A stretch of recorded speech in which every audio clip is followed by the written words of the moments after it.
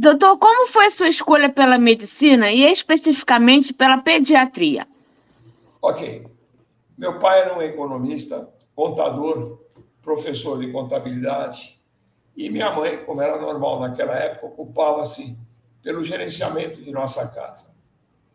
Não havia na nossa família médicos, mas havia admiração pela profissão médica, sobretudo por um médico, o Dr. Teodoro Lerner, que era um clínico geral, com larga clientela, não só no nosso bairro, Bom Retiro, em São Paulo, tradicional bairro de oriundos de italiano, né?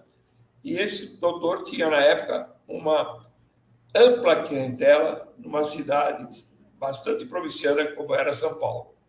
A clientela dele não era só do bairro, mas de todo o São Paulo, vamos dizer assim. A admiração por esse médico era quase unânime por todos que o conheceram ou que foram seus clientes. E sua história mereceria uma crônica especial que não cabe aqui. Dr. Lene, além de médico da nossa família, era compadre dos meus pais e residíamos muito próximo naquele bairro. Dr. Lene tinha um filho e uma filha e posso dizer que nós três crescemos juntos. Aos poucos fui admirando a vida do Dr. Lene, sua forma de trabalhar e aos poucos fui me apaixonando pelo modo dele atuar como médico. E assim nasceu o desejo de vir a ser como ele. No curso científico, que era o ensino médico que existia na época era clássico, científico e normal, né? Científico para quem desejasse ir para as áreas, por exemplo, de biologia, no curso científico, eu cogitei em vir ser engenheiro. Por quê? Porque eu tinha uma admiração pela matemática e pela física que me fascinavam. Até hoje ainda me fascinam. Mas até a ideia de ser médico falou mais alta, de forma mais potente. E aí eu prestei vestibular para medicina, como nós vamos ver um pouco mais para frente. No quarto ano da faculdade de medicina, tive contato com a pediatria, e especificamente com o seu professor titular, que era o Dr. Paulo de Barros França. Professor Paulo de Barros França, que havia se formado aqui no Brasil, mas foi para os Estados Unidos, onde se capacitou, e voltou de lá com uma ampla clientela também. O Dr. Paulo tinha clientes que vinham dos Estados Unidos já com a recomendação de procurá-lo ali no seu consultório em Higienópolis. Novamente, imensa admiração pela maneira como o Dr. Paulo atuava e também pela descoberta de uma especialidade, a pediatria, que não se limitava a um órgão, a um único sistema orgânico, mas que era, em essência, toda a medicina, agora voltada para um largo período da vida, ou seja, a infância e a adolescência. Não tive dúvidas que era o que eu queria fazer. Queria ser pediatra. Esses dois médicos, Lerner e França, são os responsáveis pelas minhas escolhas profissionais, tanto um pela medicina e o outro pela pediatria. Aliás, ambos, Dr. França e Dr. Lerner, não tiveram o reconhecimento histórico como deviam ter tido. Um porque, muito antes de se falar em estratégia de família, era o verdadeiro médico de saúde da família. E o outro, por ter sido um dos maiores pediatras desse país, pouco reconhecido na história da pediatria. O senhor foi da primeira turma da Santa Casa da Misericórdia de São Paulo. Como foi essa experiência? Pois foi uma novidade, tanto para vocês, alunos, quanto para muitos dos professores que estavam lá. Ok. A Faculdade de Ciências Médicas ficou conhecida como Faculdade de Ciências Médicas da Santa Casa, mas, na verdade, era a Faculdade de Ciências Médicas da Fundação Arnaldo Vieira de Carvalho, que tem um convênio para a utilização do campus de ensino ali nos hospitais da Santa Casa de São Paulo. Realmente fui e tenho muita honra de pertencer à primeira turma da Faculdade de Ciências Médicas de Santa Casa. Aliás, nós temos um grupo de WhatsApp e nós brincamos que a primeira turma é a melhor de todas que já teve. É claro que isso é um ufanismo nosso, mas é uma brincadeira que a gente gosta de. Isso demonstra quanto é a honra de ter pertencido a uma primeira turma. Quando fiz o primeiro vestibular, em 1962, eu prestei exame nas pouquíssimas escolas que haviam na época. Em São Paulo, a Faculdade de Medicina da USP, a Escola Paulista de Medicina, hoje Unifesp, e a PUC em Sorocaba. Nesse ano, fiquei 7º excedente na Faculdade de Medicina da USP. Vale dizer, não entrei naquele ano na faculdade. Voltei a fazer o curso preparatório, que era o curso brigadeiro, e no ano seguinte entrei na faculdade de Campinas, hoje Unicamp. Mas naquela época era a Faculdade de Campinas, começou a sua história na maternidade de Campinas. E entrei em 5º lugar na Faculdade de Ciências Médicas Santa Casa. Eu já estava em Campinas, mas quando saiu o resultado da Santa Casa, evidentemente, o meu pai disse, pode voltar para São Paulo, e é melhor fazer o curso aqui perto de casa. Realmente, fomos pioneiros da recém-criada escola. Lembro bem da dificuldade, por exemplo, em chegar cadáveres para as aulas de anatomia, e do constrangimento que esse fato causava no professor da anatomia, o famoso professor Aidá, que tinha que suspender as aulas por falta de material de ensino. Muitas foram as dificuldades iniciais, mas que, graças à tenacidade de um grupo de pesquisa de professores, liderados pelo grande cirurgião professor Emílio Atier, empenhados em construir uma das melhores escolas médicas do país, foram sendo superados e o desiderato atingido com muita galhardia. Tanto é que hoje a Faculdade de Ciências Médicas da Santa Casa é considerada uma das melhores do país. Na verdade, muitos professores tinham grande experiência de ensino, pois a Santa Casa ela foi, por muitos anos, o hospital-escola da Faculdade de Medicina da USP, até a sua mudança lá para Pinheiros. E também foi hospital-escola da Escola Paulista de Medicina, hoje Unifesp. Uma das grandes características da Santa Casa era a importância que dava a propedêutica médica, ou semiologia médica, como querem dizer, que é aquela área que se estuda como avaliar o paciente, como fazer sua história, como fazer seu exame físico, como perceber os sinais clínicos que vão levar ao diagnóstico. Muitos desses sinais clínicos, amplamente utilizados até hoje, têm nome de antigos mestres da Santa Casa. Por exemplo, o sinal de Lemos-Torres e outros todos como esse. Esses professores atuaram naquelas escolas que usavam a Santa Casa e muitos deles vieram depois da aula na recém-criada Escola de Medicina. Mas muitos outros professores não tinham ainda essa experiência de ensino e tanto eles quanto nós fomos pioneiros na faculdade. Uma das características da Santa Casa, na época inovadora, hoje outras escolas utilizam, era colocar os alunos já no primeiro ano de vida em contato, primeiro ano de ensino, em contato com os alunos. Claro, para ensinar, primeiro, a maneira de se adequar, a maneira de se comportar e comportar-se adequadamente frente ao paciente, que ali emprestava seu corpo, saber respeitá-lo, agradecer pelo fato de podermos estudar a nossa futura profissão nos seus corpos. Né? Isso tudo era ensinado basicamente como a ética no relacionamento com o professor. E alguns procedimentos que a gente aprendia, por exemplo, aplicar injeções, medir uma pressão, aferir o pulso e procedimentos mais básicos, mas já em contato com os pacientes. Como alunos, nós fomos protagonistas de muitas iniciativas na Santa Casa. Exemplo, o Centro Acadêmico Manuel de Abreu, CAMA, que existe até hoje, que era próximo à Santa Casa, que é onde os alunos se reuniam com uma série de atividades, festivas ou não, mas, enfim, ali era no CAMA que a gente se reunia. A Atlética da Santa Casa, que participou de inúmeros campeonatos, junto com outras faculdades de medicina, enfim, em vários cotejos esportivos. E o nosso bar, que foi fundado, denominado A Toca. É uma pequena área onde foi feito um bar e, de início, se pensou na disciplina consciente, que era uma inovação para aquela época, onde a gente podia retirar o que quisesse e nós mesmos pagávamos, fazíamos o troco e tal. Bom, hoje tem esse sistema com câmeras, com uma série de recursos tecnológicos. Na época, se confiava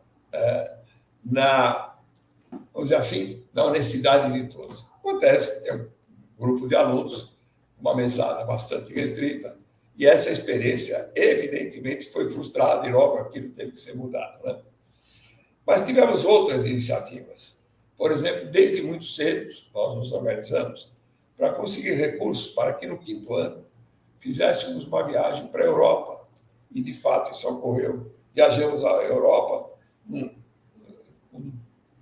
voo daqui para lá, e depois 2 ônibus de alunos viajando pela Europa. Ainda levamos, como cortesia, 2 professores muito queridos para viajarem conosco.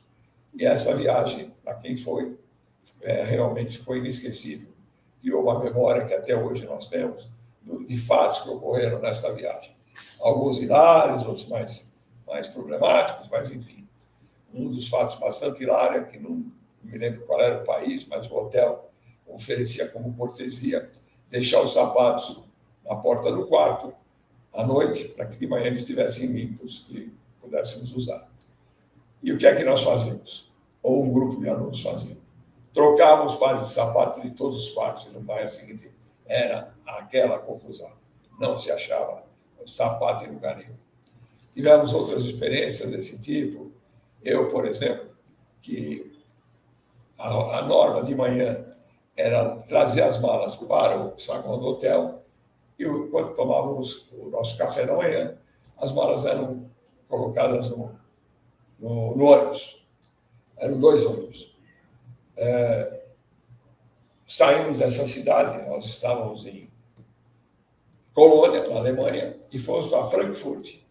Quando chegou em Frankfurt, desceram todas as malas e as minhas não estavam. Ficaram lá no hotel que nós estávamos em Colônia.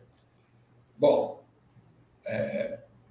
pode imaginar a dificuldade em se comunicar, aquela coisa toda, mas, por sorte, um dos nossos colegas de turma tinha um tio que tinha lá em Frankfurt uma agência de viagem, ele solucionou o problema, e aquele dia nós fomos passear com ele e conhecemos Frankfurt de uma forma diferente e muito interessante.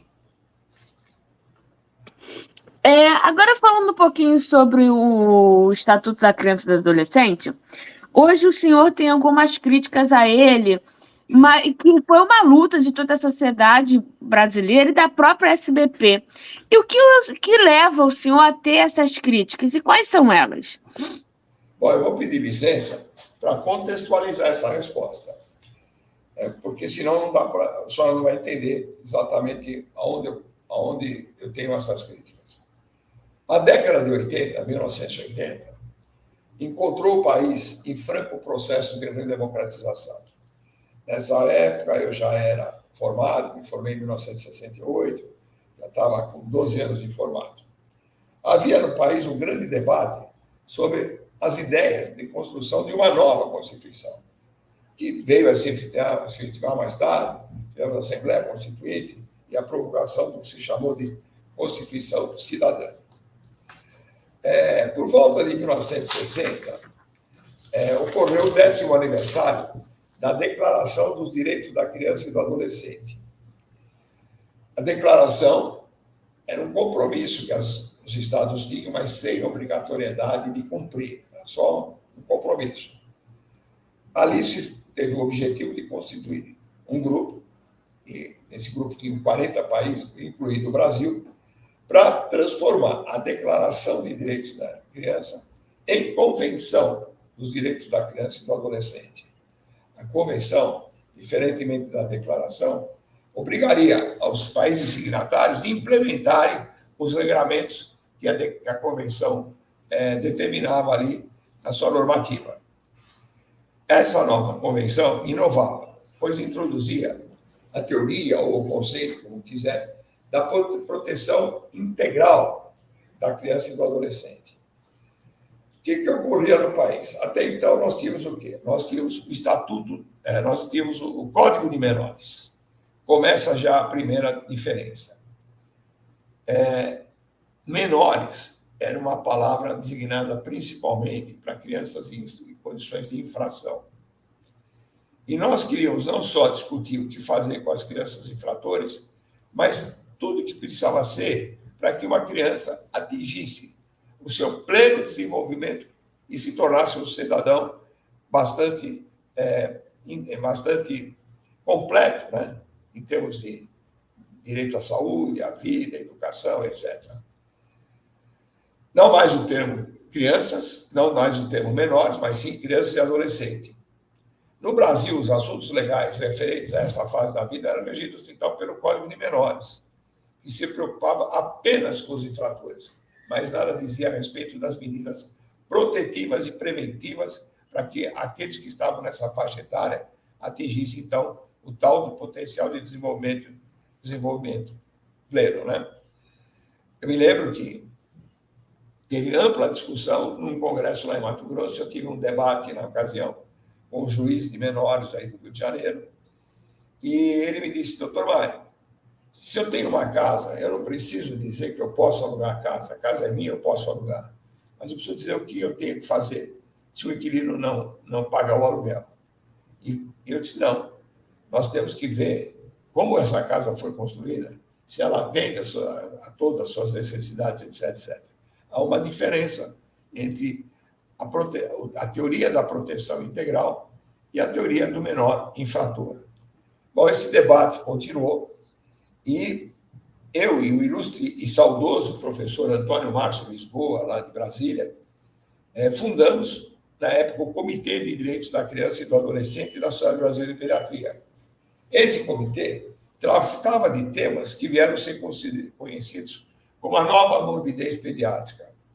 Crianças de rua, maus tratos, violência, síndrome de Munchausen, suicídio e muitos outros que até então não eram objetos específicos de discussão na Sociedade Brasileira de Pediatria. A Sociedade Brasileira de Pediatria, como as outras sociedades, como cardiologia, pneumologia, etc., se preocupavam, sobretudo, com as questões clínicas e passava meio que batido a parte social. Ou as doenças, ou as morbidades oriundas de comportamentos sociais. Aí, com esse comitê constituído, nós trabalhamos junto com outros grupos que também se preocupavam em introduzir na Constituição uma cláusula pétrea para que houvesse lá colocado a questão dos direitos da criança e do adolescente. Haviam dois grupos grandes, depois se uniram, porque naquela ocasião uma petição com mais de 1.000 assinaturas era já oportuno para que tivesse uma emenda constitucional apresentada para discussão da Assembleia Constituinte. Ok, isso foi apresentado na nova Constituição e veio a se tornar o artigo 227 da nossa Constituição, que todos conhecem, né? É direito da criança, direito à saúde, à vida, a uma série de outros direitos, e proíbe toda forma de negligência, omissão, etc, etc. Mas alguns artigos que eram aprovados tinham aplicação imediata, outros não, precisavam de uma norma reguladora. E aí começou-se a discutir qual norma regularia esse artigo constitucional. Acabou se tornando a Lei 8.069, de 13 de julho de 1980, que veio a ser conhecido como Estatuto da Criança e do Adolescente. Naquele momento, houve um acordo das lideranças partidárias para que cada entidade ligada a esse assunto analisasse a sua parte. Para nós, a Sociedade Brasileira de Pediatria, ficou a revisão da área de saúde. Então, a sociedade trabalhou não só na implantação do ECA, como também na sua revisão. Algumas coisas não saíram tão bem, por exemplo, se falava ali na obrigatoriedade de estudar, de avaliar os erros inatos de metabolismo, sem especificar grande coisa. Com isso, você precisaria tirar uma quantidade enorme de sangue para fazer todos o que era preciso. Então, algumas coisas tiveram que ser modificadas com o decorrer do tempo. Mas aí era uma lei ordinária, não mais um artigo da Constituição. O ECA é uma lei ordinária. E o que o ECA previa? Diferentemente das leis ordinárias, normais, como que ele não seguiu a mesma lógica. As leis, normalmente, ela vem a reboque dos comportamentos sociais. Muda o comportamento social, o legislador tem que criar uma norma para disciplinar aquele comportamento. O ECA, ele se antecipou, ele previa uma mudança que ocorreria na sociedade. Não mais os grandes abrigos de menores, né? As FEBEMs que existiam na época, e outras coisas que tanto. Ocorre que, com o passar do tempo, muitas coisas a sociedade não avançou, não se modificou.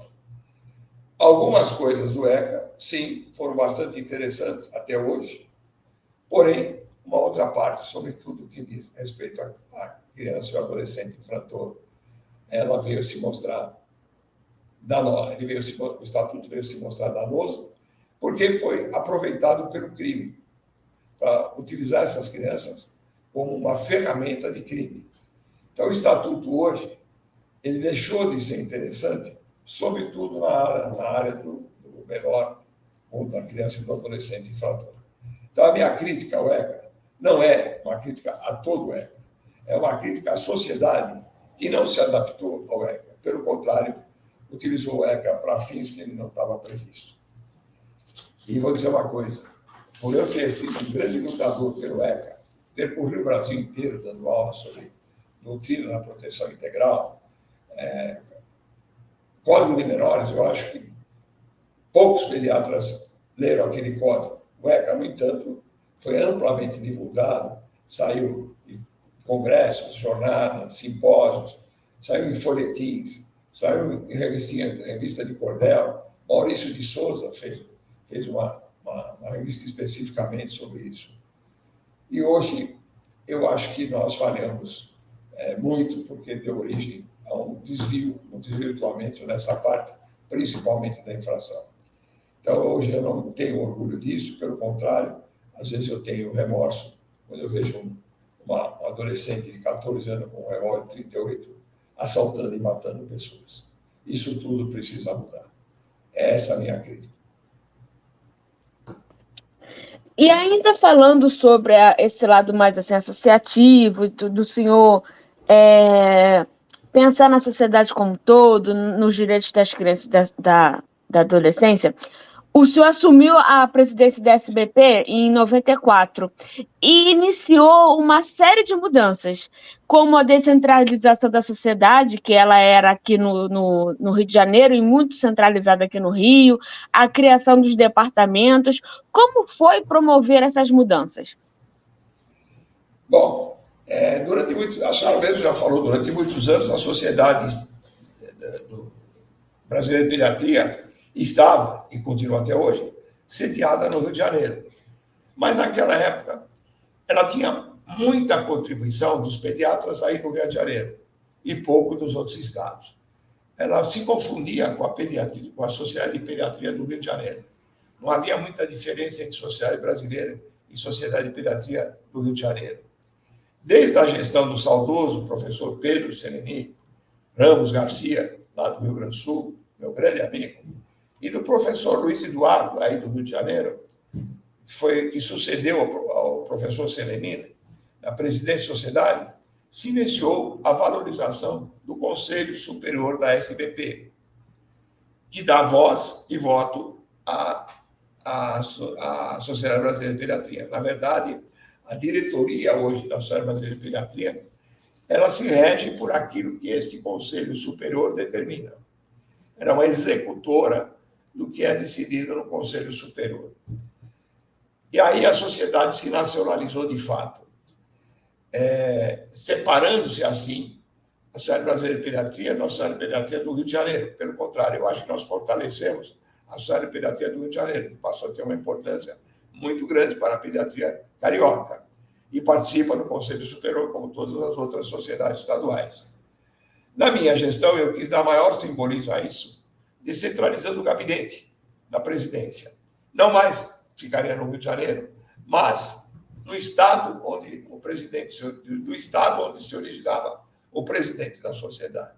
No caso meu, foi em São Paulo, e depois foi para Minas, Cunha, uma série de outras de outros estados. E isso criou uma nova Sociedade Brasileira de Pediatria. A sociedade tinha comitês, comitê que trabalhava áreas específicas, por exemplo, comitê de neonatologia, comitê de pneumologia, comitê de medicina do adolescente, e vamos em frente. Acontece que o comitê, pelo próprio nome, ele é restrito a alguns membros, né? Não pode ser uma coisa tão ampla assim. Então, a ideia foi criar departamentos, transformar os comitês em departamentos e ter nesse departamento um núcleo gerencial ou um comitê gerencial, que é aquele núcleo que coordena e regula as atividades do departamento. E se inscreve no departamento quem tem interesse pelo aquele departamento. Por exemplo, se eu gosto de estudar adolescente, eu peço para me inscrever, ou sou indicado para participar do departamento da adolescência. Se eu gosto de alergia, a mesma coisa, assim vai. Então, nós transformamos o comitê em departamentos. E eu acho que essa ideia foi vencedora, porque até hoje nós estamos com os novos departamentos. Claro, alguns departamentos foram criados mais recentemente, mas a ideia da departamentalização permaneceu. E o senhor também foi um dos responsáveis pelo programa, pela criação, né, na sua gestão, do Programa Nacional de Atualização Pediátrica, o PRONAP. Quando percebeu a necessidade desse tipo de programa para os pediatras?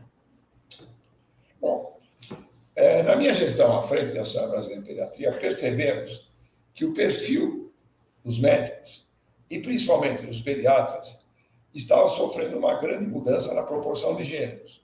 Com uma série de velocidade, aumentava o quantitativo de mulheres. Na minha época de escola, por exemplo, na minha turma, tinha pouquíssimas mulheres. Eu acho que não chegava a contar em 2 mãos. Mas, aos poucos, elas foram ganhando espaço, e hoje, evidentemente, a medicina até está ao contrário, tem quase que mais mulheres do que homens. Né?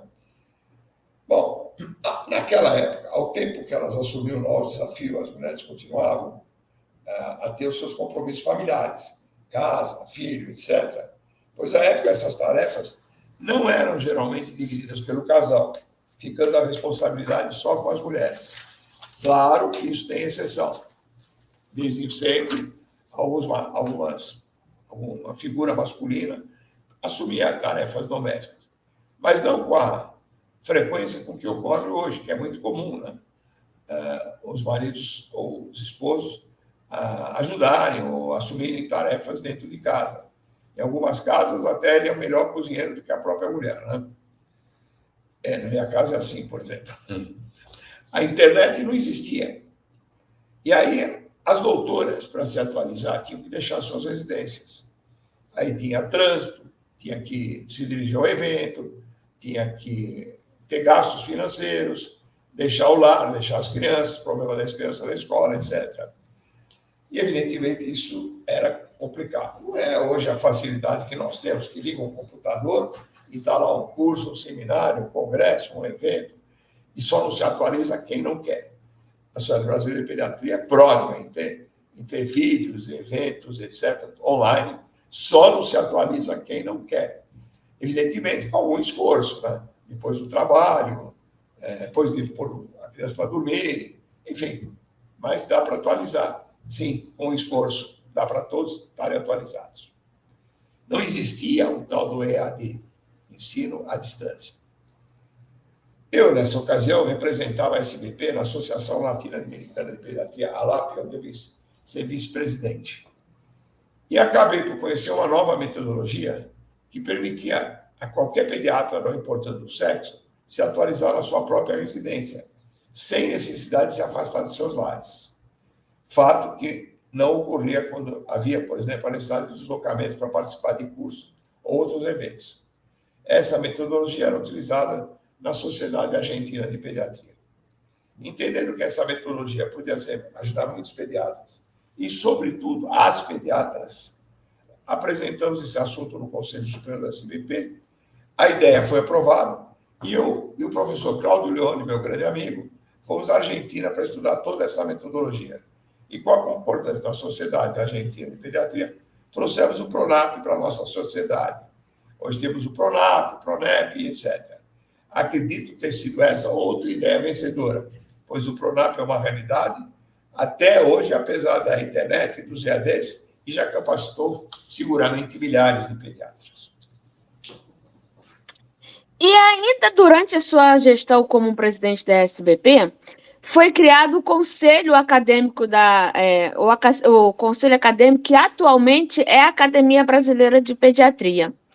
Para o senhor, qual é o objetivo da ABP e qual a sua opinião sobre ela hoje e o que o senhor espera dela para o futuro? Bom, essa pergunta eu considero de máxima importância. É um orgulho enorme ter criado o Conselho Acadêmico, que depois se tornou a Academia Brasileira de Pediatria, e certamente isso ficou na minha biografia e uma marca importante. Agradeço a Deus por ter tido essa oportunidade. Realmente agradeço a Deus ter tido essa iniciativa. Na verdade, o que aconteceu?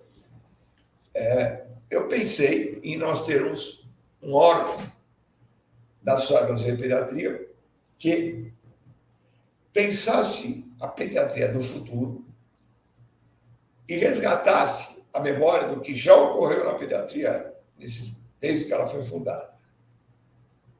Esse grupo deveria estar ligado à sociedade, não a uma outra sociedade, mas a mesma, porque nós não queríamos dividir a sociedade. Já estava naquela época ocorrendo algumas divisões. Sociedade específica para adolescente, para neonatologia, e nós não queríamos que isso ocorresse. Bom, deveria ser um grupo permanente, que atuasse independentemente da diretoria da SAN que estivesse em plantão. E que os membros fossem eleitos ou indicados e tivessem um cargo vitalício até a sua morte. Conversei com o doutor Nelson de Assis Barros, Nelson de Assis Barros de Carvalho, lá da Bahia, ilustre professor, foi secretário de Estado na Bahia, professor titular na UNC, e ele já pertencia a outras entidades. Eu conversei com o professor Nelson, e ele disse: você está querendo criar uma academia. Pois é, professor, não tinha pensado nisso, mas eu acho que é isso mesmo. Então, diante disso, eu quero ler um editorial que eu fiz, que eu acho que esclarece bem o assunto. A Academia Brasileira de Pediatria, por seu regulamento, é um órgão de aconselhamento e assessoramento do Conselho Superior e da diretoria da Sociedade Brasileira de Pediatria. Portanto, não é um órgão desvinculado da sociedade, está dentro da sociedade. Nós pertencemos à família da Sociedade Brasileira de Pediatria. Ele tem que colaborar com embasamento filosófico e com atitudes que facilitam a continuidade de uma política em prol da criança e do adolescente, em apoio ao pediatra e aos indivíduos e instituições que deles cuidam. Reveste de caráter particular, funcionando harmonicamente com a administração da Sociedade Brasileira de Pediatria. Tem representação e participação permanente, com pleno direito à voz da pessoa de seu presidente, ou de quem o substituir na forma do seu regulamento, junto ao Conselho Superior e à diretoria da SBP. Quer dizer, o presidente da Academia Brasileira de Pediatria, ou quem ele indicar, faz parte da diretoria plena da Sociedade Brasileira de Pediatria e do Conselho Superior, onde tem vaga. Trata-se de um órgão que, ao tempo que cultua e preserva a história da pediatria brasileira, tenta desvendar e influir sobre o seu futuro, abrangendo seus profissionais, seus objetivos e preocupações, ou seja, as crianças e adolescentes. Conhecer a história da Academia Brasileira de Pediatria, tendo a exata percepção dos motivos que levaram o grupo dirigente da Sociedade Brasileira de Pediatria na gestão 94 a 96 a propor sua criação dos seus órgãos máximos de deliberação, transcende a um simples relato histórico, já que demonstra a preocupação à vida com o passado e o compromisso com o futuro. Sua história, desde então, demonstra o acerto dos que aprovaram a ideia de sua criação, e seu sucesso deve ser acreditado ao apoio que vem obtendo, desde o início, de todos os órgãos administrativos da Sociedade Brasileira de Pediatria e o trabalho incansável de suas diretorias e de entusiasmo dos seus membros. A Academia Brasileira de Pediatria é uma filha que, nascida da SBP, vem por ela sendo carinhosamente apoiada, para que possa alcançar no futuro, com plenitude, seus diretores. Penso que os fundadores da Academia Brasileira de Pediatria, entre os quais tenho a honra de me incluir, pode se sentir recompensado e deve agradecer a providência, a oportunidade de terem participado dessa história. Essa academia que nasceu como conselho acadêmico, porque na época houve uma certo aconselhamento de não se chamar academia, para não confundir com a Academia Nacional, que também era do Rio, etc. E o nome perdurou por algum tempo, depois foi mudado para academia. Ela nasceu numa assembleia do Conselho Superior, ocorrida em julho de 1995, no Hotel Mirador, aí no Rio de Janeiro. O seu primeiro presidente foi o professor Nelson, da Bahia, como eu falei, e ele organizou todo o Conselho Acadêmico, depois a Academia Brasileira de Pediatria, e em 97 teve a posse dos primeiros acadêmicos lá no Salão Nobre da Academia Nacional de Medicina, aí no Rio de Janeiro. Esses primeiros acadêmicos foram indicados pelas sociedades estaduais, não foram eleitos, foram indicados. Eu, como tinha sido o mentor da ideia, junto com o Dr. Nelson, não me senti bem de pedir que me indicasse, evidentemente, criar um órgão para que eu fosse indicado e vitalício. Então, eu não tive nessa primeira leva, tive na posse deles, evidentemente, porque eu era o presidente. Aliás, eu nem era mais o presidente. O presidente, nessa época, já era o professor Sérgio Cabral. Mas, nós fomos lá, eu fui para o Rio e fui à posse dos primeiros acadêmicos. Mais tarde, houve o falecimento de um dos acadêmicos, abriu-se o concurso e eu me inscrevi. Me inscrevi e fui eleito. Então, eu sou um membro titular eleito da Academia Brasileira de Pediatria. E agradeço a Deus tudo isso. E, doutor, para finalizar, com a sua experiência, não só da carreira de pediatra, mas com a sua experiência de vida, o que o senhor poderia dizer para aqueles que estão iniciando na caminhada da pediatria? Bom, não seria só para a pediatria. Eu acho que o que eu vou dizer agora vale para qualquer profissão. Se você sonhou em ser pediatra, acredite no seu sonho, pois ele dará certo. Desde que seus olhos brilhem quando você acordar com o fato de ser pediatra, pois gostar do que se faz é a condição sine qua non para o sucesso. Então, se a pessoa pensa em fazer pediatria para ganhar dinheiro, vai fazer outra coisa. Se ela pensa em fazer pediatria porque não vai trabalhar muito, vai fazer outra coisa. Mas se ela quer ser pediatra para cumprir os seus objetivos de ajudar criança e adolescente, certamente será uma grande especialidade e o sucesso, inclusive financeiro, se dá pelo sucesso da carreira. Precisa primeiro ter sucesso na carreira para depois ter a recompensa. Então, esse é o conselho que eu dou. É uma especialidade que dá muito trabalho, dá muita oportunidade de trabalho em vários campos. Você pode trabalhar para a criança numa OBS, Unidade Básica de Saúde, atender as crianças durante o dia inteiro, está fazendo pediatria, pode estar num gabinete, como eu hoje fico, e posso estar trabalhando para a pediatria na medida que eu crio normas, regulamentos, reviso protocolos, enfim. Posso ser um professor também atuando como pediatra. Enfim, tem uma ampla gama de oportunidades de trabalho. Trabalha muito, trabalha muito. Você gosta do que faz? Faz. Eu assisti uma palestra essa semana na Academia de Medicina, da qual faço parte também aqui de São Paulo, Academia de Medicina de São Paulo, a mais antiga entidade médica, ela é de 1895, nós somos 130 acadêmicos lá, e eu sou um deles. E eu vi um professor, um psiquiatra, que foi dar aula sobre burnout. Ele disse, olha, burnout é um desserviço à medicina há 50 anos. Ele mostrou que o burnout como doença não existe. Né? O que existe são pessoas insatisfeitas com o que fazem. E aqueles sintomas se confundem com depressão, com estresse, com etc, etc. Muito, muito bonita a palestra. Portanto, se a pessoa... E aí tinha um professor renomadíssimo, não pediatra, mas neurologista, disse, olha, eu na minha época de residente dava um plantão na sexta-feira à noite no Hospital do Servidor de Estado no sábado, eu dava, o Hospital do Servidor do Estado na época, e até hoje, é um hospital de ensino muito bom aqui em São Paulo, dava um plantão no sábado no HC, Hospital das Clínicas, e no domingo, na Casa Maternal. E nunca tive bordão. Por quê? Porque eu era muito feliz com tudo que eu fazia. E veio a ser o grande professor Pompeu, que é um professor de neurocirurgia fantástico. De modo que o importante é gostar daquilo que vai fazer. Então, sonhou que vai ser pediatra. Se você acordar e tiver brilho no olho, porque vai ser pediatra, vai em frente. Dará certo.